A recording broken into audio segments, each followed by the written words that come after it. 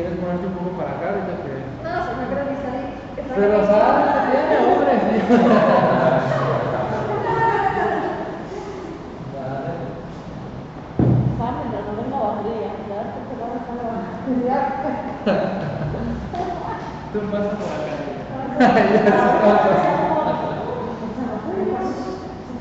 Buenos días. Estamos en el marco de la jornada de los talleres de actualización de Yucunet. Yucunet es un proyecto de colaboración internacional que la Universidad de las Artes de Cuba está participando, junto con el Museo Nacional de Bellas Artes y la Universidad de La Habana, así como una serie también de instituciones universitarias y culturales de España, México y Portugal. En esta ocasión estamos en la tercera sesión de 4 talleres que está impartiendo el profesor mexicano Luis Alberto Mayorga del Fact City Yucatán, Mérida, México. En el día de hoy vamos a trabajar el taller El ir siendo de la cultura de la invención en el Fact City Yucatán. Nos va a acercar a cómo ellos organizan sus procesos de trabajo, sus experiencias, los proyectos y metodologías que aplican en esta institución y al mismo tiempo entender cuántas de estas dinámicas colaborativas, de coworking, de trabajo con la tecnología, con el arte, con el espacio público y por supuesto la sostenibilidad ambiental, que es otro de los grandes conceptos que hemos manejado en estos días, puede también por supuesto funcionar para esta maestría en arte contemporáneo y gestión cultural susceptible a doble titulación entre la Facultad de Artes Visuales de Lisa y la Universidad de Yucatán, la Universidad de Artes de Yucatán, para fortalecer el crecimiento curricular en la zona de Centroamérica y el Caribe. Muchas gracias por estar aquí, te doy la palabra. Muchas gracias. Bueno, antes que nada, pues gracias por su presencia. Me gustaría que iniciáramos con una dinámica a lo mejor poco extraña para este tipo de eventos, porque, bueno, tenemos la dicha de poder estar en vivo nosotros acá y no necesariamente a través de pantallas, ¿no? Como nos obligaba hace un tiempo, y eso nos permite acceder a otros sentidos que por ahora o al menos hasta lo que sé no se puede a través de cámaras y pantallas, ¿no? Pues quisiera que en la medida de lo que quieran, o sea, si no quieren, está bien participar. Esta es una serie esencial de la banda y quisiera eso, que a lo mejor compartamos aquí también a través del sentido del olfato, que no podemos acceder de esta otra manera. Pues bueno, esto se aplica de la siguiente manera, es una gotita que ahorita les voy a dar. Y esto, bueno, se frota en las manos y luego se respira, ¿no? Si quieren se lo pueden colocar acá en el cuellito, en las orejas. Y esto pues es un poquito relajante, ¿no? Entonces, si quieren descansar un poquito.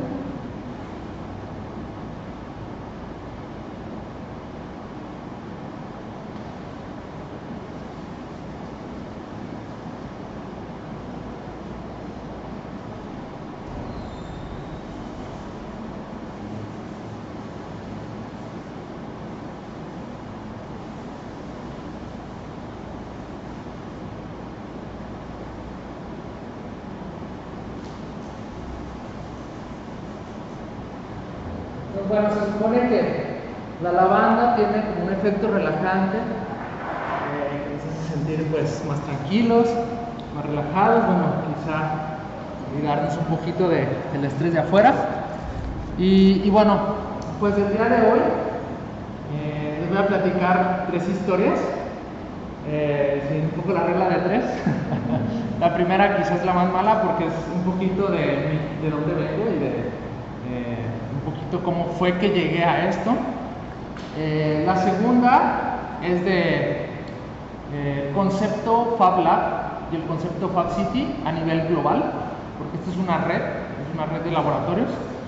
Y finalmente también cómo ha empezado a adquirir un sello característico Fab City Yucatán, ¿no? Que de hecho está como un poco en una transformación hacia un hub, ¿no? O un agrupador, por así decir, de organizaciones, ¿no? En donde pues va a estar un Fab Lab, va a estar Fan City, va a estar por ahí hay una empresa que se dedica a hacer certificaciones sostenibles. Entonces, bueno, por ahí es un poco cómo va esto, cómo vamos siendo, que tiene que ver con esto del ir siendo, de la cultura de la invención. Y bueno, entonces, pues, primero les quiero platicar un poquito de mí, un poco para entender dónde van saliendo ciertas cosas, ¿no? Bueno, voy a quitar bueno, yo nací y crecí toda mi vida en Guadalajara, Jalisco, que es un lugar pues, muy bonito, de gente muy amable. Solía conocerse como la ciudad de las rosas, porque un tiempo tenían muchas rosas ahí, en los camellones y demás.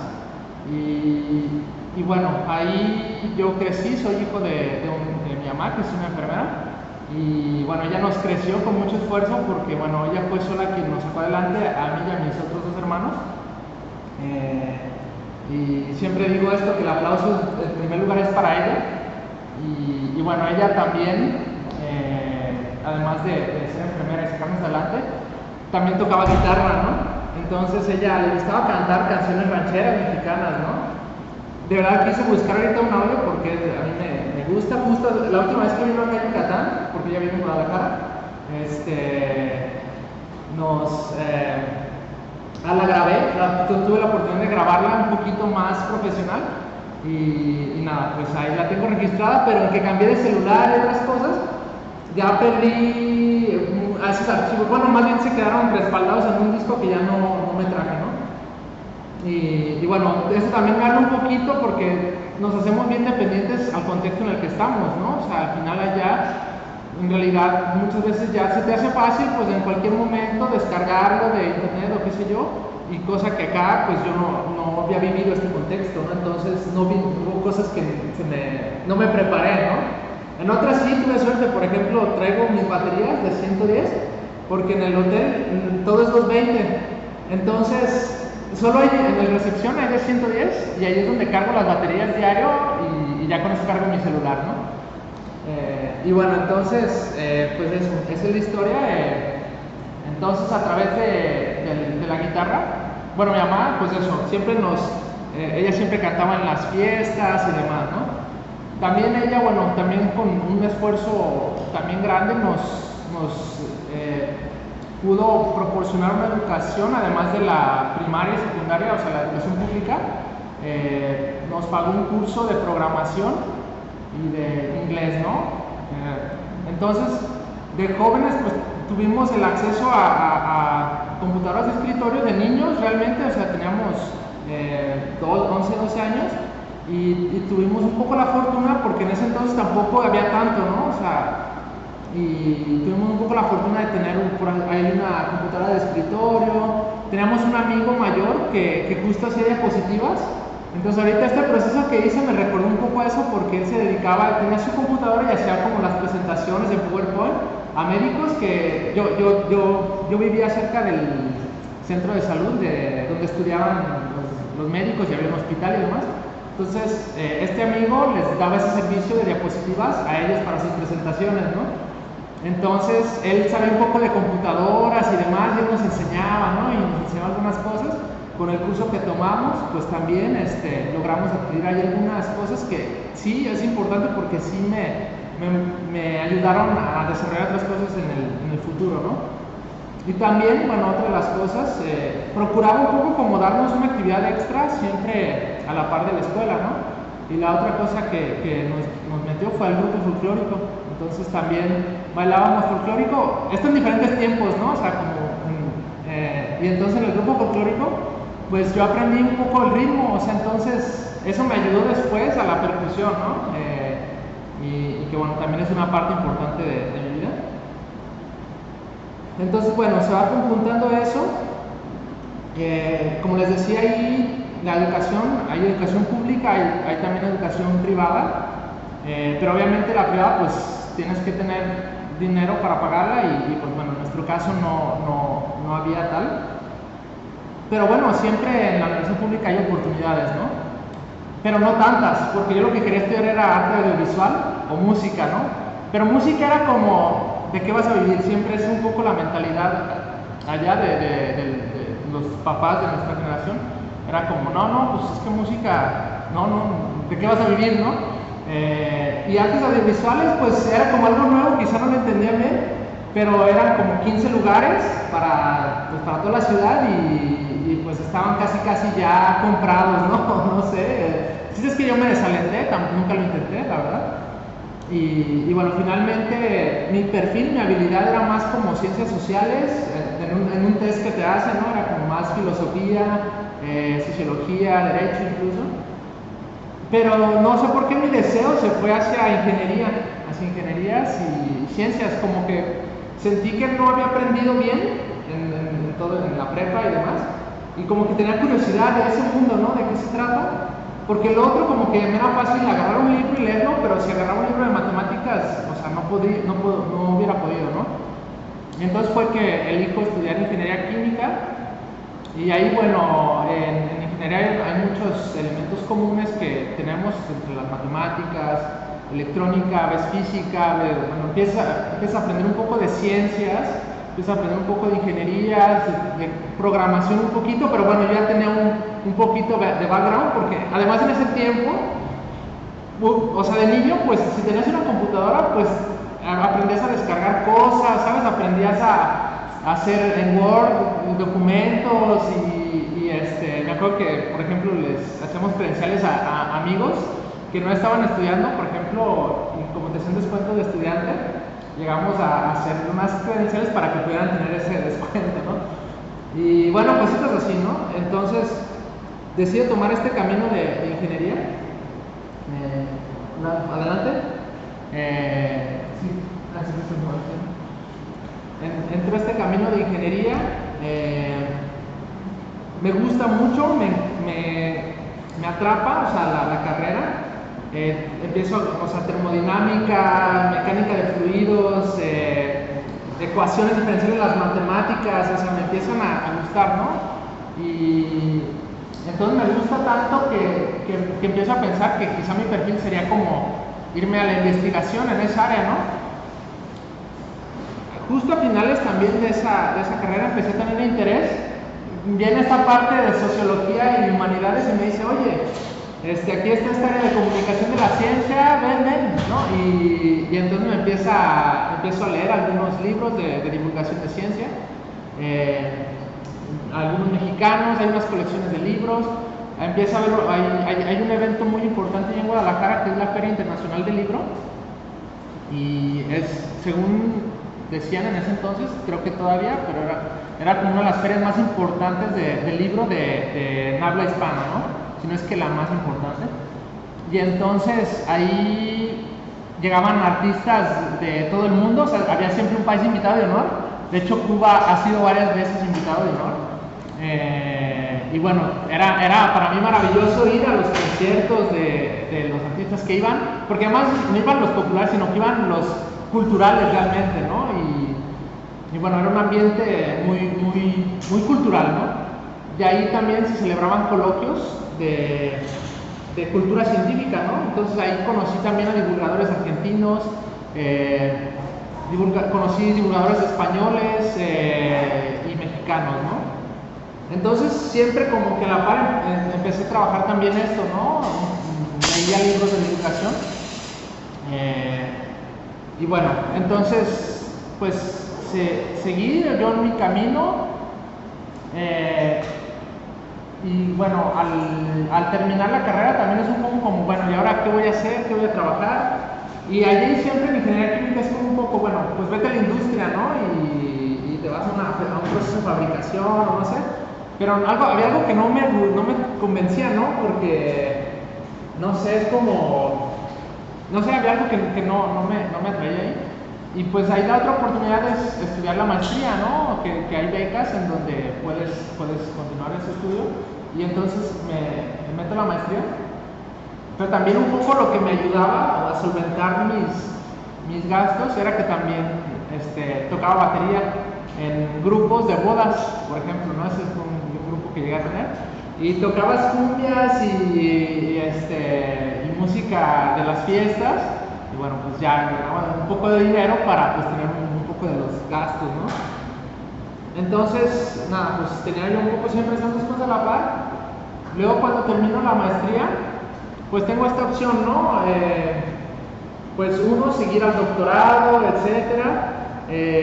Y la otra, pues lo que más sabía hacer era realmente la música, tener experiencia de tocar y demás. Y podría como por ahí también, ¿no? Y bueno, por ahí salió la oportunidad de dar unas clases en una prepa y todo. No me gustó del todo. Y entonces fue que me voy a la música me lleva a Mérida. Y bueno, en Mérida luego ya me quedo. Y ahí luego es que empiezo a ver ahí unos talleres de formación en divulgación de ciencia. Los empiezo a tomar ahí también. Y luego surge la oportunidad de entrar a Fab Lab Yucatán, ¿no? Entonces ahí es cuando entro y bueno, empieza a suceder otra serie de cosas, ¿no? Ese es como un poco el background para que vean más o menos todo, o sea, cómo se va conjuntando, ¿no? En Fab Lab Yucatán, bueno, el concepto Fab Lab proviene de, aquí bueno, me voy a empezar a apoyar de algunas imágenes.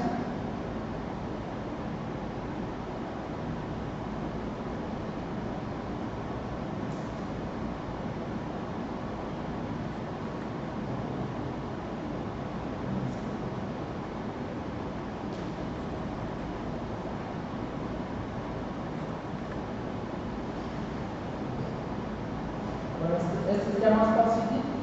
Pero bueno, el concepto Fab Lab Yucatán surge en el MIT, que es uno de los institutos tecnológicos como más importantes del mundo. Ha tenido varios premios Nobel y demás. Y ahí hay un departamento de investigación que se llama Center for Bits and Atoms, el Centro para Bits y Átomos, ¿no? Que estudia las dos componentes básicas por un lado de la materia y por otro de la información, y busca las interrelaciones que pueda haber entre ellas, ¿no? Es una cosa muy extraña filosóficamente hablando porque, pues imagínate, tiene que ver con átomos y entonces cómo se van uniendo o qué sé yo, y también con bits, ¿no? O sea, cómo es el 1 y el 0 y cómo empiezas a transmitir información a través de lenguajes binarios. Y entonces, bueno, ese grupo de investigación pues tiene varias líneas de trabajo, ¿no? Una de ellas es lo que se llama fabricación digital, que es algo ya muy práctico de esto de bits and atoms, ¿no? Porque eso está como muy arriba. Y algo en la práctica que se usa es la fabricación digital. ¿Qué es esto? Es fabricar algo con una máquina que antes diseñaste en computadora, ¿sí? Eso, entonces tú tienes la parte de los bits en la computadora, se los envías a una máquina y la máquina pues trabaja los átomos para fabricarte una pieza, ¿no? De algo. El clásico ejemplo de esta máquina es la impresora 3D, por ejemplo. También hay cortadoras láser. Y bueno, la primera que surgió es una fresadora, se llama ese tipo de máquina que se usa en carpintería. Una fresadora CNC, que es controlado numéricamente por computadora, ¿no? En inglés, que coincide con español. Entonces, estas máquinas CNC vienen a ser como una línea de trabajo muy fuerte, ¿no? Una línea de trabajo muy fuerte en este grupo. Y bueno, entonces esta es la relación, ¿no? Luego, dentro también del MIT hay otro laboratorio que se llama Media Lab. Igual ahorita les voy a mostrar imágenes de todo esto porque lo tengo ahí medio desacomodado. Está el Media Lab, que el Media Lab lo que busca son proyectos de medios, ¿no? O sea, ellos trabajan con cámaras, con audio, pero también con la sociedad, ¿no? Entonces, hablamos de esto de la mediación también, ¿no? Entonces, el Media Lab empieza a tener proyectos que tienen que ver con tecnología y sociedad. Y bueno, Neil Gershenfeld, que es el que tiene este laboratorio de Bits and Atoms, hace una clase que se llama ¿Cómo hacer casi cualquier cosa? How to do almost anything. Entonces, en esta primera clase es algo como muy nuevo en ese entonces y prácticamente lo que hacían era proyectos, ¿no? O sea, ¿de qué? Dando una solución. Uno de los primeros proyectos que hubo y que está documentado en sus libros es una persona que tenía la necesidad a veces de gritar en las calles, ¿no? ¿Por qué? Porque se sentía estresada o porque se sentía de alguna manera vulnerable. Pero obviamente no puedes hacerlo, ¿no? O sea, bueno, sí podrías, pero todos se te van a quedar viendo, o qué sé yo, ¿no? Entonces lo que diseñó fue como una especie de caparazón que se lo colgaba como si estuviera embarazado y entonces tenía aquí como una boquilla y ahí gritaba, pero todo estaba aislado, ¿no? Y entonces ella, ahí puede gritar, ¿no? Y bueno, entonces incluso le puso creo que un micrófono y registraba como el nivel de grito y demás, y luego ya hice ahí un análisis y demás, ¿no? Pero bueno, lo que voy es de que ese era el tipo de proyectos que decían, ¿no? Que son como medio raros, como de inventiva y de innovación, pero que se centran sobre todo en la necesidad, ¿no? Sin importar nada más, ¿no? Y obviamente pues hay un tema de materiales que tienes que estudiar, de acústica o qué sé yo, para poder ahora sí hacer la solución, ¿no? Entonces esta clase se empieza a ser muy popular entre los estudiantes del MIT y lo que sucede es que se forma el concepto ya, ¿no? Cada vez más estudiantes lo empezaban a asistir a esa clase y demás. Entonces él decide hacer el concepto de Fab Lab, que junto con el Media Lab hacen este concepto que ahora lo quieren sacar del MIT, ¿no? O sea, queremos esta clase llevarla a otro nivel y entonces hacer el concepto de laboratorio de fabricación digital con todo esto que les digo, o sea, como social, de atender la necesidad y de fabricar. Y este concepto de Fab Lab, pues se monta en Boston, que es donde está esta universidad, este primer laboratorio. Pero entonces es un modelo que lo que buscaba era replicarse en varias partes del mundo. A muchos les empieza a gustar, porque en ese entonces también hay un boom del movimiento maker, ¿sí? En Estados Unidos, sobre todo en los tiempos en los que también está surgiendo esto de la computación y demás, se juntaban personas en los talleres a hacer cosas, ¿no? Hacer cosas de electrónica o de programación, de web y demás. Y entonces luego, pues hacer muchas cosas que quedaban ahí como en la oscuridad. Entonces viene una persona y dice, bueno, vamos a documentar esto y hacerlo público. Y entonces hay una revista que se llama Make, que se empieza a ser muy famosa y empiezan a compartir los proyectos que estaban haciendo, ¿no? Bueno, esto es algo como muy de raíces, ¿no? De hecho se llama el grupo de Media Lab que hace el Fab Lab se llamaba Grassroots Invention Group, que era como inventar desde la raíz, ¿no? O sea, desde abajo, desde los ciudadanos. Entonces este concepto de Fab Lab se empieza a adoptar en otros países, principalmente en Europa y en Estados Unidos. Y bueno, uno de los más famosos es el de Barcelona, que también fue de los más grandes, es ahorita de los más icónicos y además que es en español, ¿no? Entonces empezó a tener ya también contacto con otros países y demás. Y bueno, entonces así nació el concepto de Fab Lab, ¿no? O el Fab Lab Network, ya era una red de laboratorios. Actualmente son, yo creo que como 1.300 laboratorios alrededor del mundo. Y bueno, esto va en aumento y bueno, es un concepto que surge.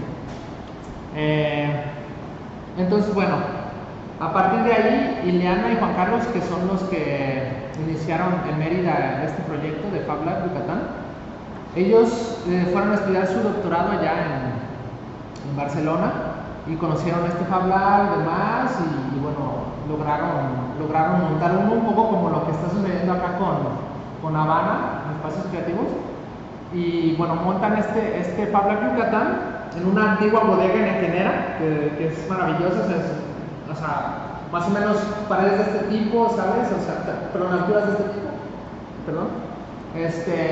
Y pues espacios grandes, ¿no? Y pues ahí empiezan ellos. Entonces ahora vendría la tercera historia, ahora sí, ¿no? La de Fab Lab Yucatán. No sé, básicamente hasta ahí podríamos hablar ahorita un poquito. Obviamente el concepto Fab Lab o la red Fab Lab Network, la red Fab Lab, ha también ido evolucionando. Dentro de esta red Fab Lab surgen otras redes. Una de ellas es la red Fab City, ¿sí? que empieza como dentro de los Fab Labs, pero empieza a tener ya una autonomía y con un concepto un poquito diferente. Por ejemplo, hay otra red que se llama Fab Lab, que es la red de Fab Labs de Latinoamérica. Y esta red latinoamericana pues son más Fab Labs de Perú, de Argentina, de Chile, de México, que también hacen cosas. Hay otra red que se llama Fab Lab Kids, entonces son también latinoamericanos, pero enfocado más para las infancias, ¿no? Los niños y niñas. Y entonces empieza a haber estas redes, ¿no? Entonces Fab Lab Yucatán, pues empieza, obviamente cada lugar empieza también a contextualizarse a su región. Aquí, bueno, básicamente lo que seguirá de Fab Lab Yucatán es hablar un poquito como los proyectos que se han ido haciendo, y eso es lo que nos ha ido ir siendo en esta cultura de los Fab Labs.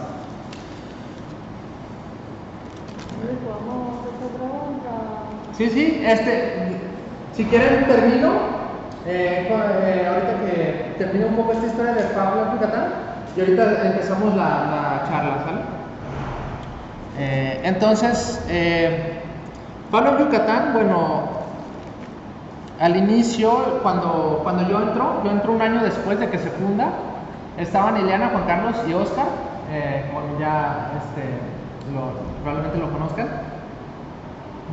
Cuando yo entro al año, les decía que yo llegué a Yucatán y estaba formándome como divulgador de ciencia ahí con unos talleres que había.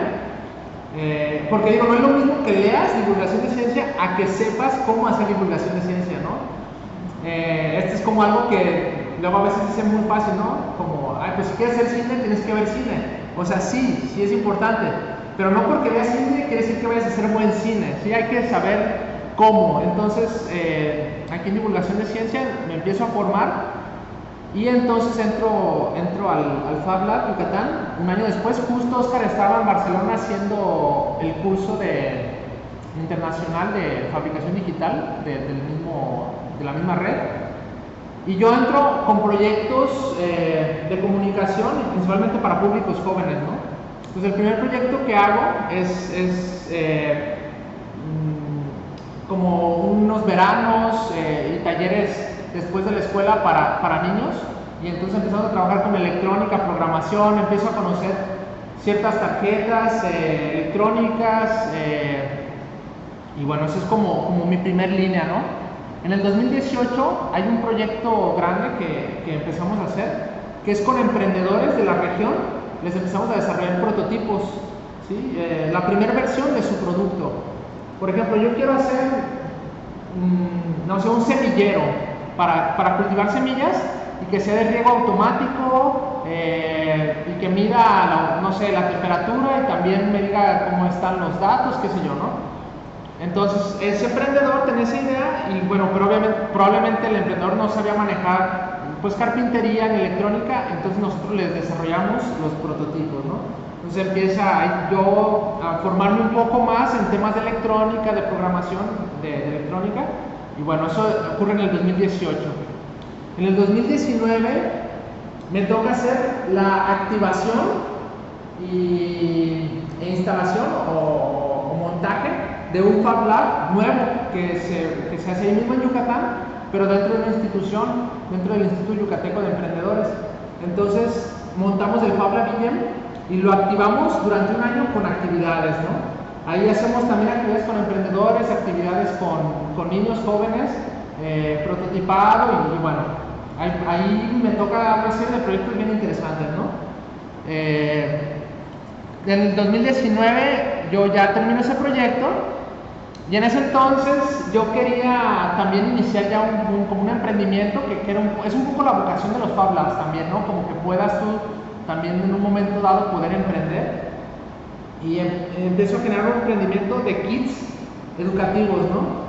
Que bueno, tenía ahí un nombre tentativo que se llamaba Doctora Zarigüeya, porque la zarigüeya es un animal allá que es muy característico, es un tlacuache, no sé si lo conocen, la zarigüeya. Sí, más o menos, no. Bueno, a mí me encanta, ¿no? Y allá en Yucatán está muy relacionado a la cultura porque tú en la calle las ves, ¿no? De repente. Y luego es muy triste porque antes las mataban, ¿no? Y bueno, entonces yo quería iniciar eso y ahí como que medio se queda. Cae la pandemia en el 2020 y bueno, yo estaba medio tiempo, yo regresé del IEM, regresé al Fab Lab Yucatán, que estábamos en la misma ciudad siempre pues, y en Fab Lab Yucatán pues nadie sabía lo que iba a suceder, ¿no? De la pandemia, y nada, al principio estaba así, medio tiempo, cae la pandemia y entonces el proyecto que termino haciendo realmente es una plataforma digital que se llama Naturalmente Constructivo.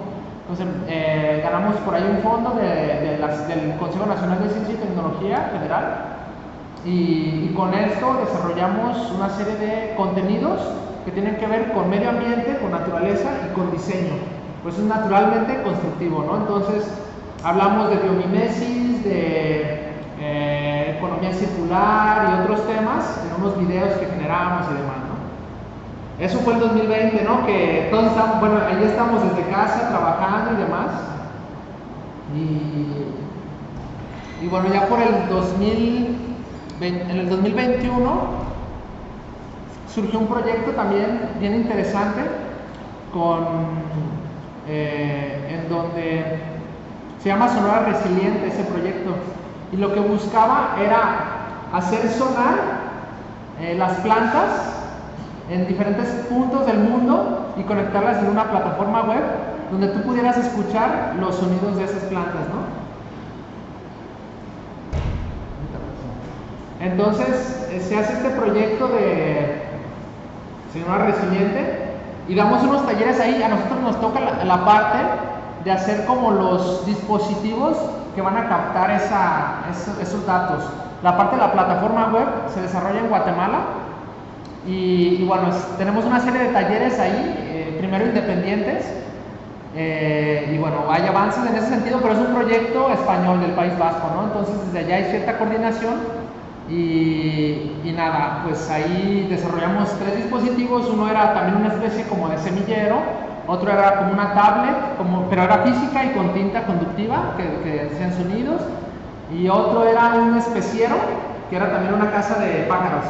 Entonces tú cuando sacabas el especiero te daba un sonido característico de pájaros y una vez que dejaba de funcionarte como especiero podías colgarlo en un árbol y se era una casita de pájaros, ¿no? Y bueno, ese proyecto también lo hacemos en el 2021. Todos estamos también entre como en línea, entre como presencial a lo mejor con los que quisieran, así como muchos cuidados y demás, ¿no? Y después surgió otro proyecto que se llama Reto Ciudad Sostenible, que es el que tienes una bolsita ahí, Anabel. Y este proyecto Reto Ciudad Sostenible, en realidad lo gané desde el 2020, lo ganamos desde el 2020, pero nos dijeron, ¿sabes qué? O sea, no hay fondos, porque iba a ser una serie de talleres de electrónica para niños, ¿no? Para infancias. Y entonces, no puede ser presencial, y entonces, bueno, pero nadie sabía qué iba a pasar, o sea, si se iba a cancelar el fondo o qué iba a suceder. En el 2021 nos dicen, ¿sabes qué? Sí se conservó el fondo, pero hay que adaptarlo, no puede ser presencial todavía. Entonces lo hacemos en línea y hacemos este proyecto de Reto Ciudad Sostenible, una serie de talleres en línea para niños en temas de sostenibilidad y programación, ¿no? Usamos esta herramienta de Snap que vimos ayer, de programación con bloques con ellos. Y no, o sea, fue maravilloso, ¿no? Toda la experiencia en el 2021. Y bueno, ya en el 2022, de esto mismo de Sonora Resiliente, finales del 2021, perdón, de lo mismo de Sonora Resiliente, me toca ir a montar una exposición allá en País Vasco. Y bueno, ese también fue un proyecto muy interesante porque pues allá recolectamos plástico que tiran en el mar. Allá la problemática que tienen es más de microplástico porque se empieza a deshacer por el sol y demás. Y bueno, nosotros recuperamos un poco de plástico que además a veces ni ellos lo tiran, sino que es de las embarcaciones que pasan y el mismo mar las acerca a las playas, ¿no? Y recolectamos plástico, como ya estaba un poco avanzada la plataforma también en internet, y con el mismo plástico y las tarjetas que teníamos ahí electrónicas y demás, empezamos a hacer una especie de exposición como medio interactiva museográfica en una especie de Fab Lab que allá se llamaba Lecuna Fábrica, Y ahí la montamos y bueno, también es un proyecto muy bonito que también concluimos ahí en el 2021. Y ya en el 2022, en el 2022, ok, ya en el 2022 viene un proyecto bien bonito también, que bueno, ya se empezó a abrir un poco más todo, y empezamos a trabajar con plástico reciclado. Entonces nos metemos ahora sí, ya nos quitamos un poquito como de electrónica, de programación y todo, y nos quedamos un poco con fabricación. Y empezamos a copiar plástico y a triturarlo, a fundirlo, moldearlo y hacer talleres y placas en una comunidad cerca de Mérida. O sea, sigue siendo Mérida, pero se llaman comisarías, ¿no? Es como si fuera prácticamente otro municipio. Y en esta comunidad, pues nada, hacemos talleres de reciclado de plástico, pero o sea, lo molemos y lo fundimos, ¿no? Y bueno, ahorita les vamos a poner unas imágenes muy bonitas de los resultados. Y bueno, después de Crackwistal, también a la par estaba Oscar en Yucunet. Y otros miembros del equipo, bueno, esos son un poco los proyectos que me estuvieron un poco a mi cargo, ¿no?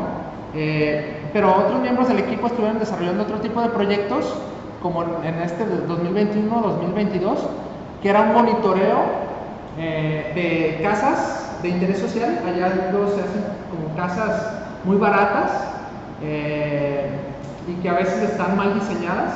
Entonces hizo un estudio entre unas que eran casas ecológicas. ¿Por qué ecológicas? Porque le pusieron, creo que, paneles solares, le pusieron cierto tipo de pared arquitectónica que te permitía como mantener más el calor cuando hay frío, o pues, si había frío que se refrescara un poco más. Y bueno, hacen un estudio, montan un montón de sensores en ciertas casas, un muestreo realmente estadístico, y hacen este estudio para saber qué tan ecológicas son estas casas, ¿no? Ese también es un estudio bien interesante, que bueno, ese fue financiado por una agencia alemana con las constructoras de México y demás, y que también es un proyecto muy, muy grande que ha tenido ya Fab City Yucatán, ¿no?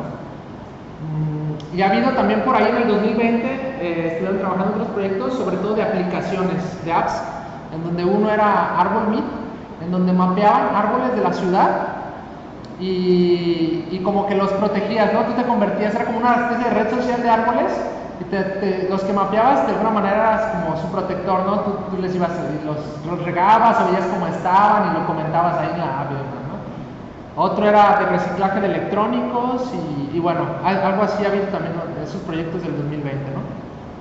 Y a grandes rasgos es un poco lo que más me ha tocado, sobre todo lo que me ha tocado vivir, porque digo, casi siempre hay como 2 o 3 proyectos a la par, ¿no?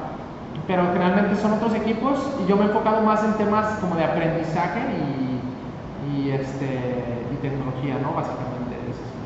Entonces, pues nada, realmente, digo, las imágenes que ahorita tomé, bueno, hablan un poco de esto es lo que les decía, lo de Fab City, la iniciativa global.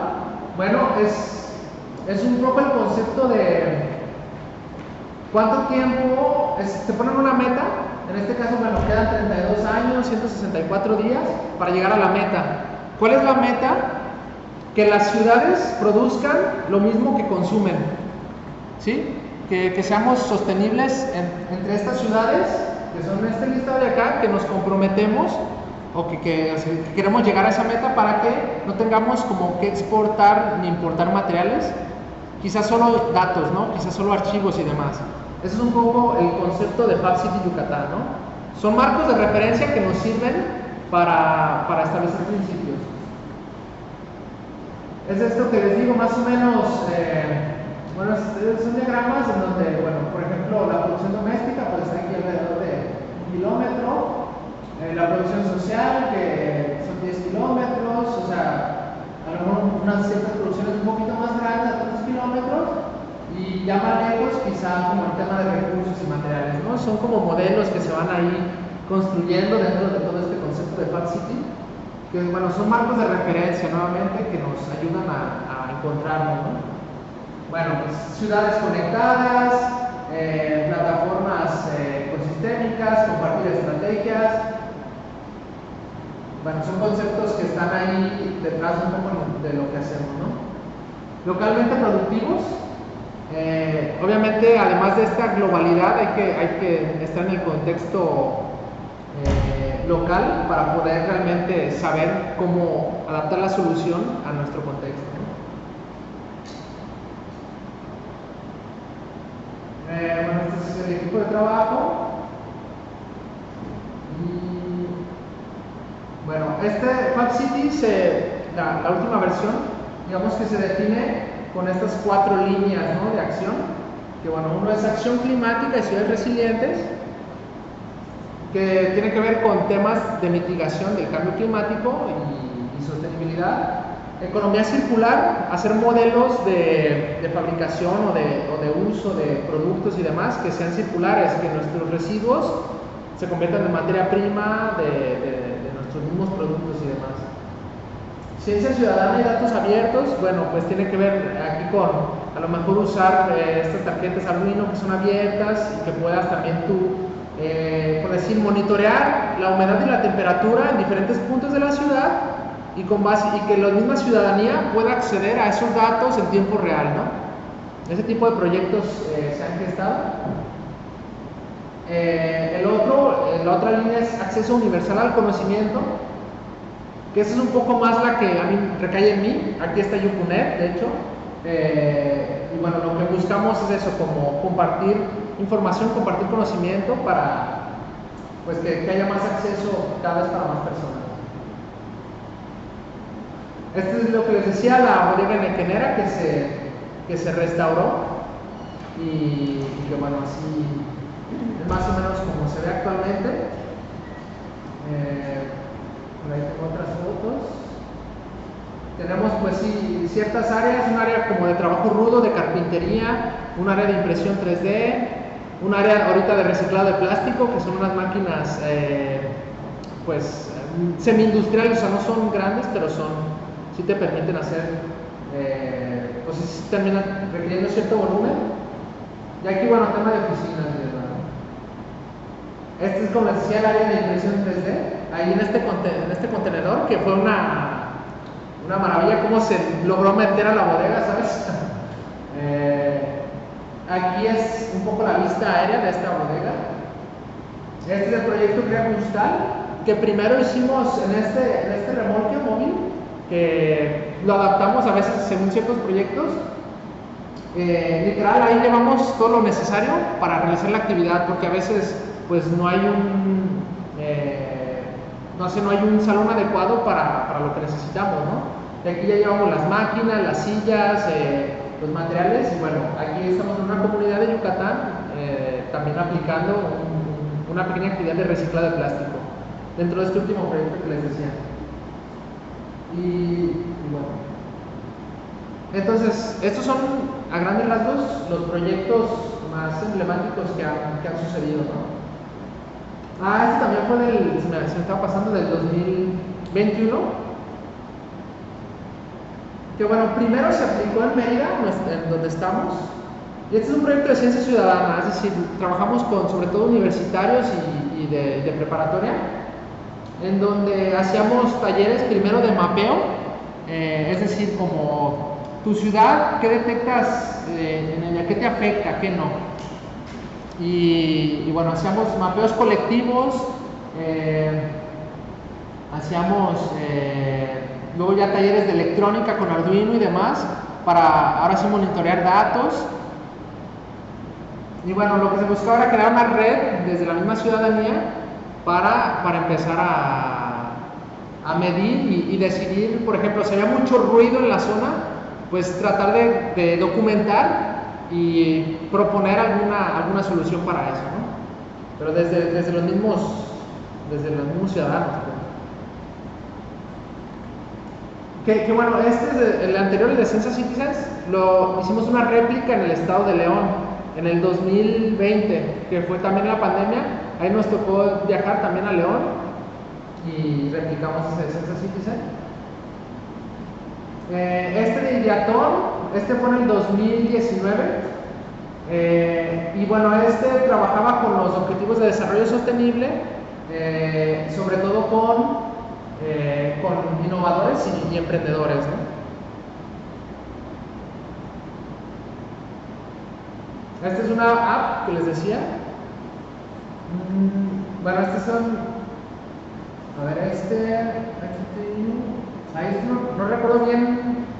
Bueno, veo de Arrow Meet, pero no sé si se refiere exactamente a ese o eran más aplicaciones. Pero bueno, lo que buscaban pues eran aplicaciones que tuvieran que ver con temas de sostenibilidad y acción climática. Pero creo que aparece después el de Arrow Meet. A ver. Bueno, a ver. Bueno, ahorita les doy más datos de esto. Nodos productivos, también, este fue en el 2021 en Guanajuato, que es otro estado de México, y ahí se fijan, estas son tablas plásticas recicladas, también de tapas y de botellas, que normalmente tiraríamos. Entonces se empiezan a hacer nodos por todo el estado con una vocación específica. Por decir, en cierto municipio fue este de plástico, en otro municipio fue de hidroponía, y bueno, en base a eso pues se desarrollan estos nodos que buscan generar productividad en la región. Raeco, esta es una aplicación móvil que tiene que ver con reciclado de electrónicos, puntos donde reciclar y algunos conceptos de educación para entender la problemática, ¿no?, del reciclado de electrónicos. Crea Cristal es el que les digo de reciclado de plásticos, que tiene 3 etapas, ahorita estamos en la segunda. La primera fue este nodo itinerante, este recorrido con el remolque por varias comisarías, haciendo una pequeña actividad, sobre todo con jóvenes. La parte 2, hicimos una instalación de un taller completo en la zona, que es una reserva ecológica de Cristal, y ahí ellos tienen ya un taller con las máquinas para trabajarlo. Justo antes de venir dimos la capacitación a las personas de ahí, de la región, que se llama Molas, para que ya supieran la técnica y empezaran a generar piezas artísticas por ahora. Es una de las características, tienen que ser piezas museográficas, ¿no? Entonces, ahí, bueno, hay un tema, digo, porque nosotros no somos tanto esa línea, pero es bien interesante lo que ha surgido, ¿no?, ahí, en esa parte. Y la tercera, que es la que viene, vamos a hacer una exposición de esas piezas itinerante por Mérida. Y bueno, esperemos que también después por otras partes, ¿no? A ver si venimos por acá. Yucunet, bueno, es el proyecto que estamos acá, que es pues una red para generar el diseño de una maestría, ¿no?, que tiene que ver con arte contemporáneo y gestión cultural. Este es el que les decía de la ecocasa, que se hizo un estudio, o sea, energético, ambiental, de confort térmico de las casas y de si realmente eran ecológicas, ¿no? Entonces este proyecto también fue en el 2021 y bueno, al final ahí están trabajando todavía, ahora sí ya están analizando todos los datos que se recolectaron, ¿no? Fue un trabajo bien complejo porque el mismo proyecto implicaba 2 regiones con 2 climas diferentes. Y entonces uno era en el norte, en una frontera de México y Estados Unidos, se llama... es que unas Piedras Negras.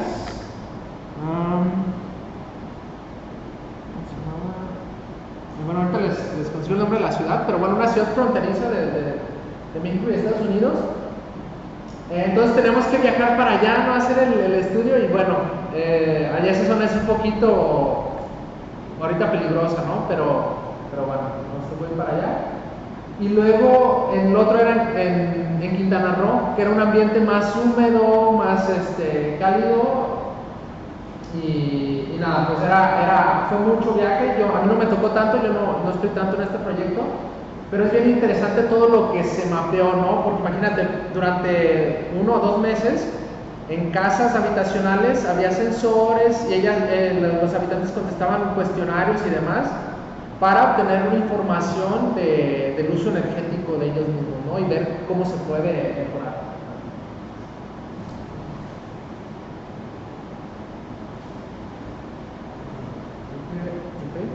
Ok, ya terminó esta parte de los